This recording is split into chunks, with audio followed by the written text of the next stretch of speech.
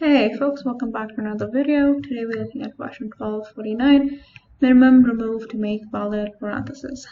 The way we'll be approaching this problem is by using a stack to keep a track of the matching parentheses, and we'll be also using a string builder to see where we can actually use the existing parentheses or the places where we would have to remove them. So let's jump right in. Let's initialize a string builder.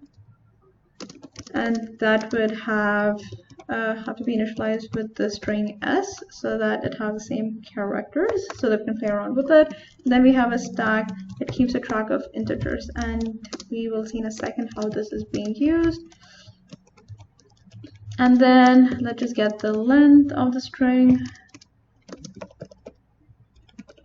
Right, and then we have a for loop that goes over all of the characters in the string.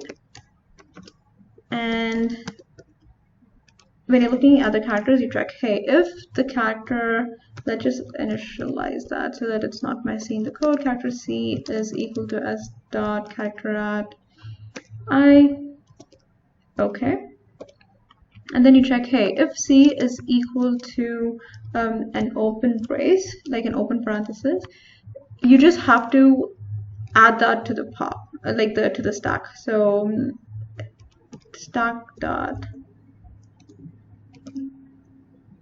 add, and you would just add the index at which you've seen the open brace. And then if you see a closing brace, the first thing you need to do is you need to check if the stack is empty or not. If the stack is empty, okay, so let's actually handle the easier case first. So we'll check if the stack is empty or not. If it is not empty, you know that there is a matching parenthesis for that. So you just pop the previous thing that you added. If not, you know there's nothing to match to that. So what you'll do is that you will just set the character as, like, let's say like an arbitrary character that you can replace later. So character at I, you would just set that as an asterisk. And we'll see how we can use this for our benefit in a few minutes. Let's just correct that. Okay, cool.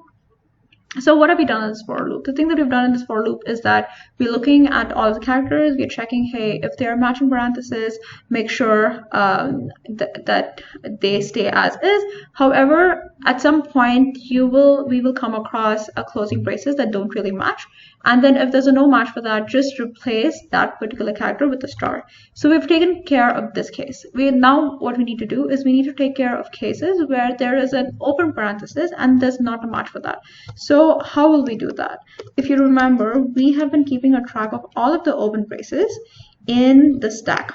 So if it's not empty as of yet, that means these are the open braces that haven't been matched. So you would just be replacing those characters, since we know the index at which it occurs. So you would just pop those indexes from the stack and replace that character with a star.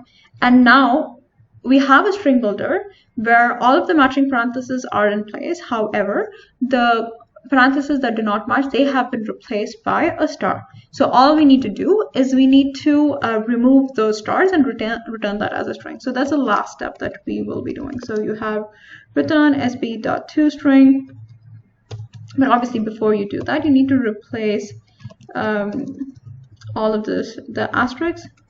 Replace star with, I think it's // star, and you would just return that. You would replace that with empty, like just an empty string. So let's quickly run this and see if it's okay. Why? You would add it and then stack. If it is not empty, you would pop it. Otherwise, you just set it. If it is not equal to, you would set this. So so it'll be, oh, I'm so sorry. So it's not the string. It will be the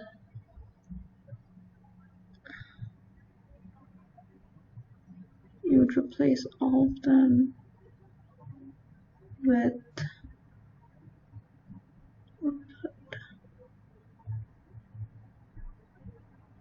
right. So replace all. Since so replace just takes the first occurrence of this and replaces that. So if you have replaced all, it will replace all of those occurrences in the string builder. And so we see it's the right answer. And then let's quickly compile this and see if it's okay. Perfect. So it runs okay. And everything is good. So let's quickly talk about the space and the time complexity. The time complexity of the entire solution is O of n, since we are iterating through all of the characters once and possibly like once more, but it would still come up to O of n. And the space complexity would also be O of n, since we are using a string builder right here that would be the same size as the string. So a string builder on the stack as well. Perfect. So that's the solution for this problem. If there are any questions, please let me know in the comments below. Also, please don't forget to subscribe. I would really, really appreciate that. See you all in the next video. Peace.